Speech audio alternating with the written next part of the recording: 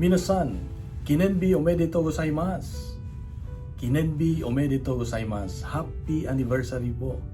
Love Luck, Japan. Ika-siyam na taon na po natin living together as a community, sharing God's faithfulness. Siyam na taon na tapat ang Diyos sa atin. Ano man ang pagsubok na pinagdaanan natin, kasama natin ang Diyos. Ano man yung mga naging problema natin, hindi tayo pinabayaan ng Diyos.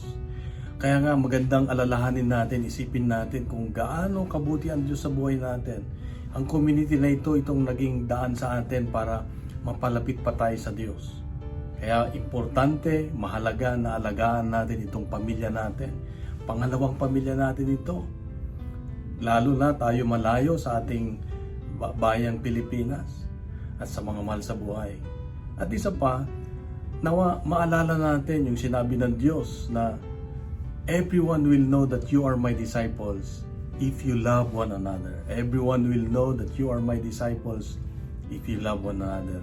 Ibig sabihin ng Diyos sa atin ay hindi na natin titignan kung ano ang diferensya ng bawat isa. Ang mahalaga ay tanggapin natin ang bawat isa. Lahat tayo ay may kahinaan, lahat tayo ay may pagkukulang. Kung minsan nagkakasakitan tayo, parang pamilya na magkakapatid, di ba? Minsan may tampuhan, minsan may awayan, pero isang pamilya pa rin. Matapos ang ilang siguro mga linggo o araw ay nagkakaayos din. Kaya ito yung tinitignan ng Diyos sa atin na na ang tunay na pagmamahal ay hindi lamang sa salita. Ang tunay na pagmamahal ay ipinapadama. Pinakita ng Diyos sa atin kung paano magmahal. Hindi lamang siya nagsalita, kundi lumapit siya sa mga mahirap mahalin. Diba? Tanggapin niya yung mga mahirap mahalin. Kaya kapatid, ito ang palala ng Diyos sa akin.